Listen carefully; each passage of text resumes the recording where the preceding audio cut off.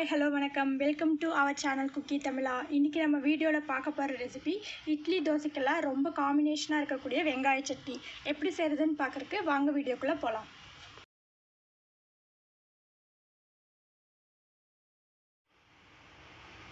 தேவையான பொருட்கள் சின்ன வெங்காயம் 200 கிராம் 4 பேத்துக்கு இந்த அளவு போதுமானதாக இருக்கும். நிறைய பேத்துக்கு செய்கிற மாதிரி இருந்தால் உங்கள் தேவைக்கேற்ப எடுத்துக்கோங்க. இதிலே வந்து பூண்டு வந்து சின்ன பல்லாக இருக்கிறனால நான் 2-3 இது எடுத்து வச்சுருக்கேன். பெரிய பல்லாக இருந்தால் 4 எடுத்துக்கோங்க. 2 தக்காளி, 2 டேபிள் ஸ்பூன் சீரகம், 2 டேபிள் ஸ்பூன் கடலைப்பருப்பு, கறிவேப்பிலை சிறிதளவு, 5 வரமிளகா, சிறிதளவு புளி, தேவைக்கேற்ப உப்பு, தேவையான அளவு எண்ணெய். இப்போ அடுப்பத்தை வச்சு அதில் ஒரு கடாய் வச்சுருக்கோம்.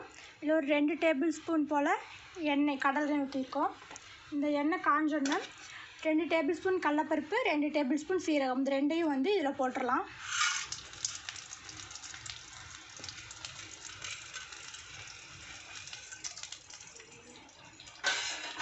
இப்போ இந்த கடலைப்பருப்பு வந்து லைட்டாக ப்ரௌன் கலரில் வந்ததுக்கப்புறம் இந்த வரமிளகாயும் கறிவேப்பிலையை மட்டும் நம்ம இதில் சேர்த்துக்கிறோம்.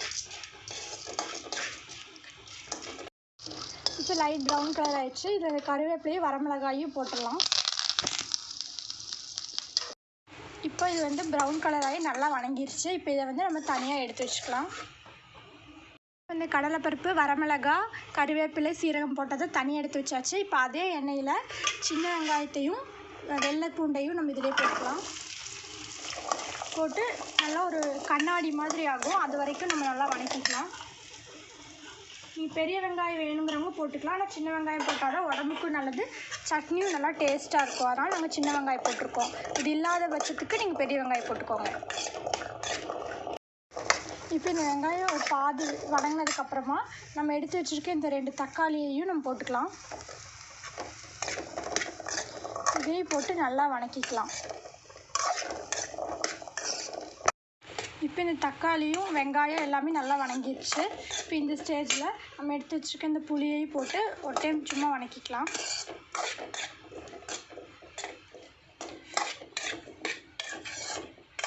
அவ்வளோதான். இப்போ நம்ம இதை ஆஃப் பண்ணிவிட்டு இந்த சட்னிக்கு எந்த அளவுக்கு உப்பு தேவையோ அதை நம்ம இதில் போட்டுக்கலாம்.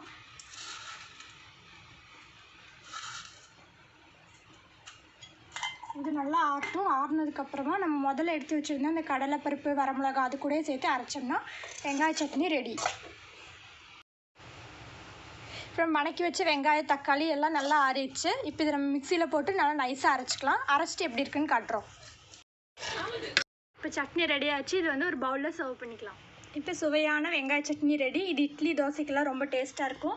நீங்களும் வீட்டில் செஞ்சு பார்த்து எப்படி இருக்குன்னு கமெண்ட் செக்ஷனில் சொல்லுங்கள். இந்த வீடியோ பிடிச்சிருந்தா லைக் பண்ணுங்கள், ஷேர் பண்ணுங்கள், கமெண்ட் பண்ணுங்கள். சப்ஸ்கிரைப் பண்ணி பக்கத்தில் இருக்கிற பெல் பட்டனையும் மறக்காமல் கிளிக் பண்ணுங்கள். தேங்க்ஸ் ஃபார் வாட்சிங்.